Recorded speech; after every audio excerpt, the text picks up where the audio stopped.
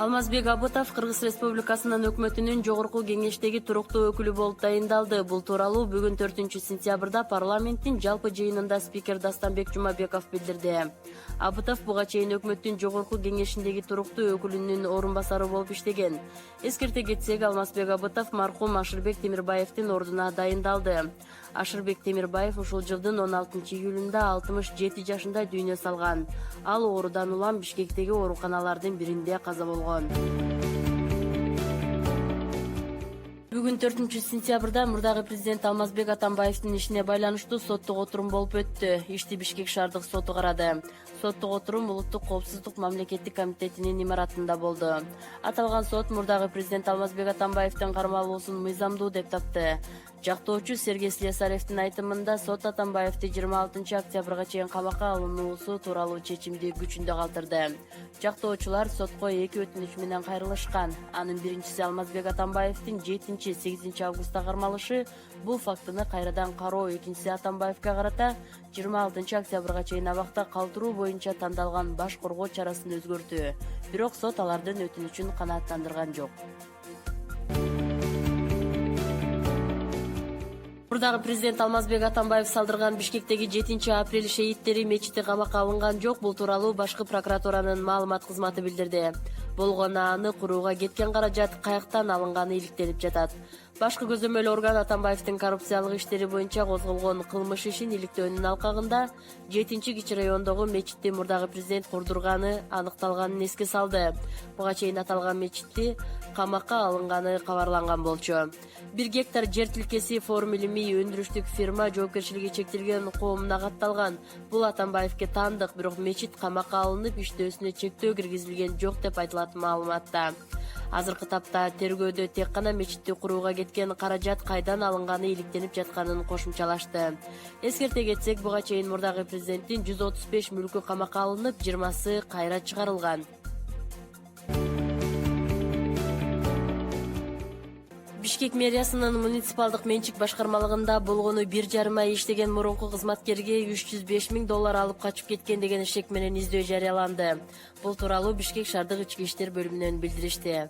Акчаны мыйзамсыз менчиктеп алуу фактысы боюнча Жазык кодексинин 204 алдамчылык беренеси менен кылмыш иши козголгон.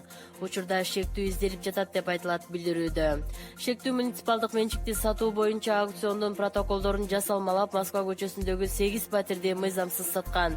1-сентябрда бул иштерди башкармалыктын жетекчиси билип калып, милицияга арыз жазып, кызматкер издөөгө алынган.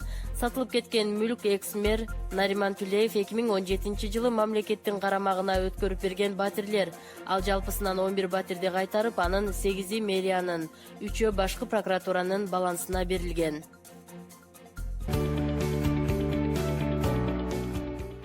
Президент Сооронбай Жээнбеков кол койгон жарлыкка ылайык бүгүн 4-сентябрда Кудайбердиева Гүлмира Каримованын отставкасы кабыл алынды жана билим берүү жана илим министри кызматынан берген арызына ылайык бошотулду. Эскерте кетсек, жыл башында башкы прокуратура билим берүү жана илим министрлигин текшерип, окуу китептерин чыгарууда бир катар кемчиликтер кеткенин аныктаган.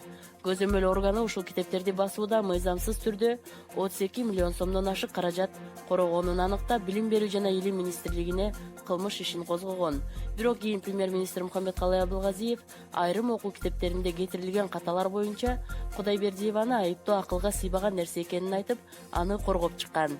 Андан кийин быйыл мектеп бүтүрүүчүлөрүнө берилген аттестаттарда бир нече ката кеткендиги социалдык түйүндөргө жарыяланып, катуу талкууга алынган. Муну басмаканадан кеткен ката деп жооп узатышкан. Бул боюнча экономикалык кылмыштуулукка каршы күрөшүү мамлекеттик кызматы иш козгогон. Жыйынтыгында ката менен чыккан аттестаттар алмаштырылып, Учкун ачык акционердик коомунун бир кызматкери жумуштан алынган.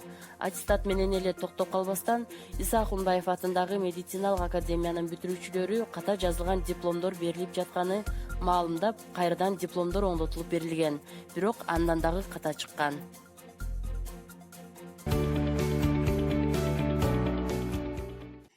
Премьер-министр Мухаммедкалый Абылгазиев ички иштер министри Кашкар Жунушалиевке Бишкек шаарында 2 жаранды уртокмокко алуу фактысын иликтөө боюнча акыркы чараларды көрүүнү тапшырды. Бул тууралуу өкмөттүн аппаратынын маалыматтык камсыздоо бөлүмү билдирди.